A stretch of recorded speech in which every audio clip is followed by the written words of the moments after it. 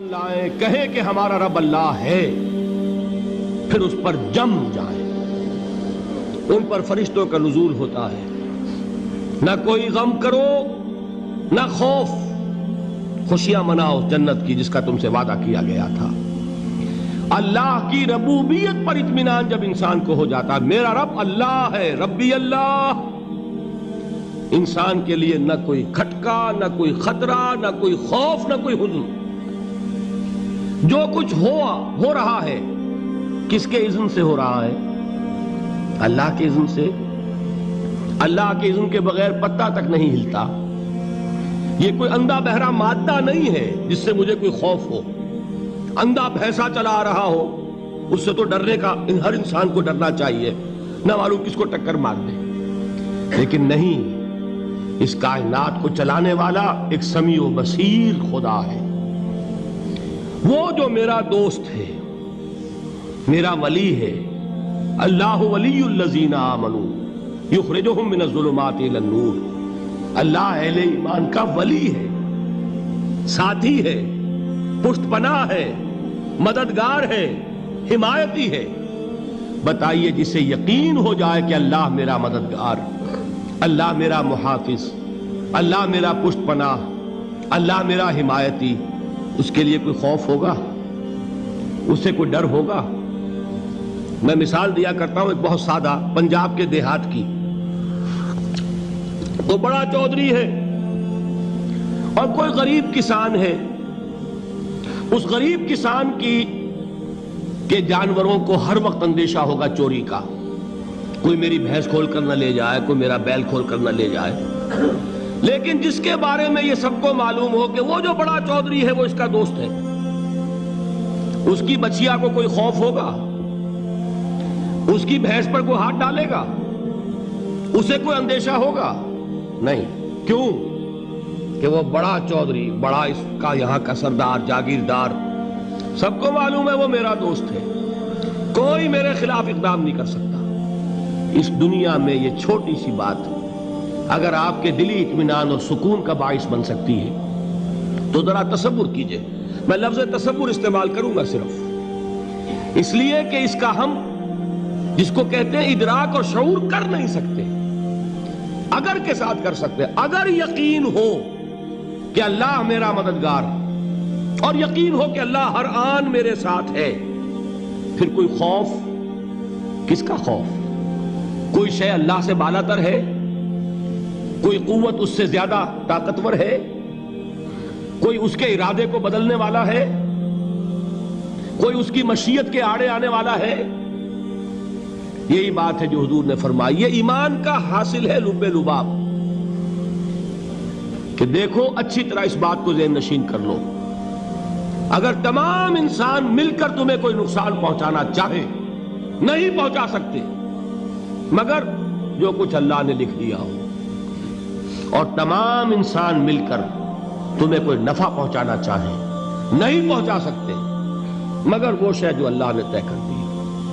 آپ پھر میں کہوں گا ذرا طاری کیجئے، اسے فرض کیجئے، اسے سوچئے۔ اگر اس حدیث پر ہمارا دل ٹھکا ہوا ہو تو کسی سے ڈر ہوگا؟ یہ مجھے نقصان نہ پہنچا دے، یہ میری رپورٹ خراب نہ کر دے، یہ میری انکریمنٹ نہ رکوا دے، یہ میرا یہ نہ بگاڑ دے، یہ میرے یہ نقصان نہ پہنچا دے۔ اس کا ڈر، اس کا ڈر، اس کا خوف، اس کی خوشامد، اس کے لیے جا کر طرح طرح سے اپنی عزت نفس کو ذلیل کروانا اس کے سامنے، یہ سب کچھ کیوں کرتا ہے انسان؟ جب سمجھتا ہے کہ اس کے ہاتھ میں میرا کوئی نفع ہے، اس کے ہاتھ میں میرے لیے کوئی ضرر ہے، یہ مجھے کوئی غضب پہنچا سکتا ہے، یہ مجھے کوئی نقصان پہنچا سکتا ہے، یہ میرا کوئی کام بنا سکتا ہے، یہ میری کوئی ضرورت پوری کر سکتا ہے، اسی کا نام شرک ہے۔ جہاں آپ نے یہ سمجھا کہ غیر اللہ کے اندر کوئی طاقت موجود ہے، وہی شرک ہے۔ بتوں سے تجھ کو امیدیں، خدا سے نومیدی، مجھے بتا تو صحیح اور کافری کیا ہے؟ شرک تو یہ ہے۔ جس پر بھی تمہیں یہ خیال ہے، کلمہ ہے یہ کلمہ سوم، لا حول ولا قوت الا باللہ، ذرا اس پر دل کو کبھی اگر آپ تصور کریں، پھر فرض کریں، دل ٹھک جائے اس پر، کوئی طاقت نہیں۔ یہی بات تھی جو شیخ عبد القادر جیلانی رحمۃ اللہ علیہ نے اپنی وصیت میں اپنے بچے سے کہی. 11ویں دینے والے ہیں، لیکن حضرت شیخ عبد القادر جیلانی کی وصیت اور تعلیمات کو کتنے لوگ ہیں تو جانتے ہو؟ یہ جن مقامات تک پہنچے ہیں وہ کس چیز کی بدولت پہنچے ہیں؟ انہوں نے جو پیغام دیا وہ کیا تھا؟ اے میرے بچے، جس طریقے سے قرآن مجید میں حضرت لقمان کی نصیحتیں جو ہے نقل کر دی گئی ہیں، میں یہ عرض کروں گا بالفرض اگر قرآن حضرت عبد القادر جیلانی کے بعد نازل ہوا ہوتا تو شیخ عبد القادر کی یہ نصیحتیں بھی قرآن میں درج ہوتی. اتنی اونچی نصیحتیں ہیں. اے میرے بچے، اس حقیقت کو ذہن نشین کر لے، لا فاعل فی الحقیقت ولا مؤثر الا اللہ. اس کائنات میں نہ کوئی فاعل حقیقی ہے نہ مؤثر حقیقی ہے سوائے اللہ کے. کسی شے میں کوئی تاثیر نہیں اگر اللہ نہ چاہے. آگ جلا نہیں سکتی اگر اللہ نہ چاہے. پانی ڈبو نہیں سکتا اگر اللہ نہ چاہے. زہر ہلاک نہیں کر سکتا اگر اللہ نہ چاہے. کوئی چیز فائدہ نہیں پہنچا سکتی اگر اللہ نہ چاہے. تو در در پہ کیوں سر جھکاتے ہو؟ در در پر کیوں جبیں سائی کرتے ہو؟ سب کے سامنے کیوں ہاتھ پھیلاتے ہو؟ ایک اللہ سے مانگو. ایک اللہ کے سامنے زمین پر اپنی جبین رکھو. لا فاعل فی الحقیقت ولا مؤثر الا اللہ. نظر آتا ہے ہمیں کہ پانی پیاس بجھا دیتا ہے. پیاس بجھانے کی صلاحیت پانی میں نہیں ہے، اللہ کے اذن سے. کھانا بھوک مٹا دیتا ہے. بھوک مٹانے کی صلاحیت کھانے میں نہیں ہے، اذن رب میں. دیکھیے یہی یقین تھا. حضرت موسیٰ علیہ السلام کا واقعہ یاد کیجئے. سامنے سمندر آ گیا ہے. قوم دیکھتی ہے پیچھے کہ گرد و غبار کا طوفان ہے. معلوم ہوا کہ فرعون اپنے لشکر سمیت آ گیا ہے. لشکر جب چلتا تھا تیز رفتاری کے ساتھ تو گرد و غبار کا جو طوفان اٹھتا تھا اس کا تصور کیجئے. اور لمحہ بلمحہ وہ قریب آ رہا ہے. پوری قوم نے کیا کہا؟ اے موسیٰ انا لمدرکون. اے موسیٰ ہم کو پکڑے گئے. قرآن مجید نے تو یہاں وہ باتیں نہیں لکھی ہیں، لیکن تورات میں یہ درج ہے کہ بنی اسرائیل جھگڑنے لگے، دست و گریبان ہو گئے موسیٰ کے ساتھ. موسیٰ ہمیں یہاں مروایا لا کر، اس سے تو ہم ہی بہتر تھے. وہاں کھانے کو ملتا تھا، زندگی تو تھی، بیگار ہم کر رہے تھے، موت تو نہیں تھی. اب جو کچھ ہوگا اس کا تصور کرو، جس طریقے سے ہمارے ٹکڑے اڑائے جائیں گے. تو لڑ رہے ہیں حضرت موسیٰ علیہ السلام سے. یہ تورات کی تفصیل ہے. قرآن میں صرف اتنا آیا ہے، پریشان ہو کر انہوں نے کہا انا لمدرکون. موسیٰ ہم تو پکڑے گئے.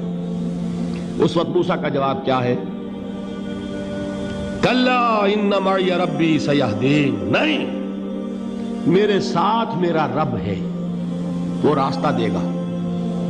بتائیے کہاں راستہ نظر آ رہا ہے؟ یہ ہے ایمان بالغیب. راستہ نظر نہ آئے تب اللہ پر یقین ایمان ہے. جیب میں پیسے ہوں اور تب دل کو اطمینان ہے تو ایمان کس پر ہوا؟ پیسے پر، اللہ پر نہیں. جب وسائل و ذرائع نہ ہوں اور پھر یقین ہو کہ اللہ مسبب الاسباب ہے، وہ اسباب کا پابند نہیں ہے، وہ اسباب کا محتاج نہیں ہے، اسباب اس کے محتاج ہیں. اگر یہ یقین ہے تو اللہ پر ایمان ہے. یہ نہیں ہے تو تمہارا ایمان اسباب پر ہے، وسائل پر ہے، ذرائع پر ہے، مادیات پر ہے، اللہ پر نہیں. اس وقت کہاں راستہ تھا؟ کوئی راستہ تھا؟ سمندر ہے اور ادھر سے لشکر آ گیا ہے. کلا ان معی ربی سیہدین. اب دیکھیے ایمان کہہ دینا آسان ہے، ہوا معکم اینما کنتم. جہاں کہیں بھی تم ہوتے ہو اللہ تمہارے ساتھ ہوتا ہے. لیکن اس کا یقین قائم ہو جائے تو زمین و آسمان کا فرق واقع ہے.